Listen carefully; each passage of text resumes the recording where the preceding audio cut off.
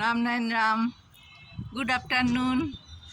আজকে প্রচুর বৃষ্টি হয়েছে, তার জন্য ফুলগুলো একদম নেতিয়ে গেছে।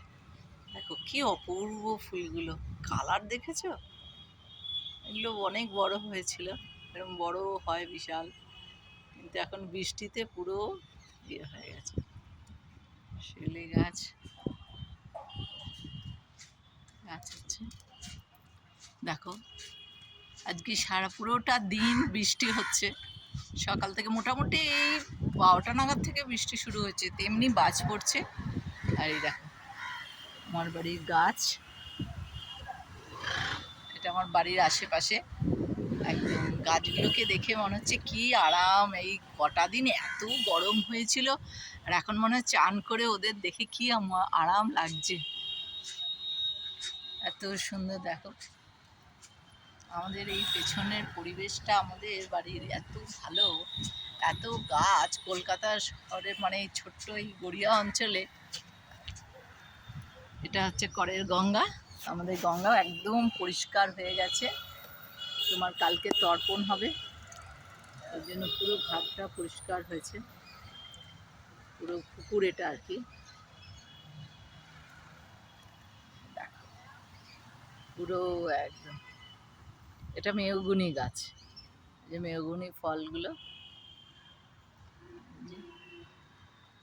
পুকুরটা দেখা যাচ্ছে। গাছগুলো বিশাল বড় বড় হয়ে গেছে। এই দেখো পুরো, এটা আমার বাড়ির ছাদ, আমি বাড়ির ছাদ থেকে তুলছি। আর একটা ভালো জিনিস তোমাদের দেখাই, আমার ভুতুমকে দেখাই। এই দেখো আমার ভুতুম বসে আছে।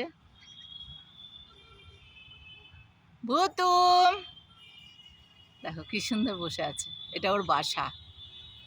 ও রোজ ঠিক 6টা বাজবে, সন্ধেটি হবে, উনি টুক করে উড়ে গিয়ে এই গাছগুলোর মধ্যে এসে বসবেন।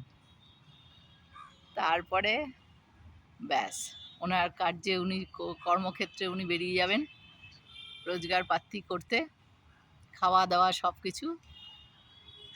আবার ঠিক ভোর 5টা 5:30 তখন আবার এসে বসবে।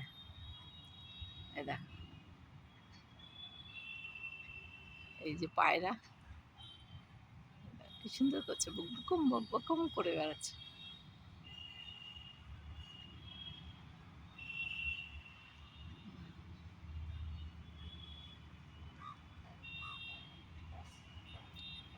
কি অপূর্ব লাগছে দেখো আকাশ।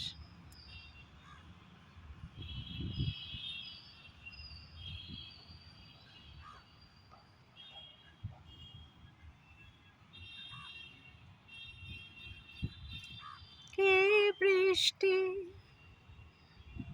কে বৃষ্টি, মিষ্টি, কি মিষ্টি এ সকাল। সত্যি অপূর্ব। এই যে আমাদের বাড়ির পেছনে আমাদের অনেক গাছ আছে। একদিন ভোরবেলা তোমাদের দেখাবো, কত পাখি আসে, কত রকমের। এটা আমাদের ছাদ। চলো, রাম নারায়ণ রাম।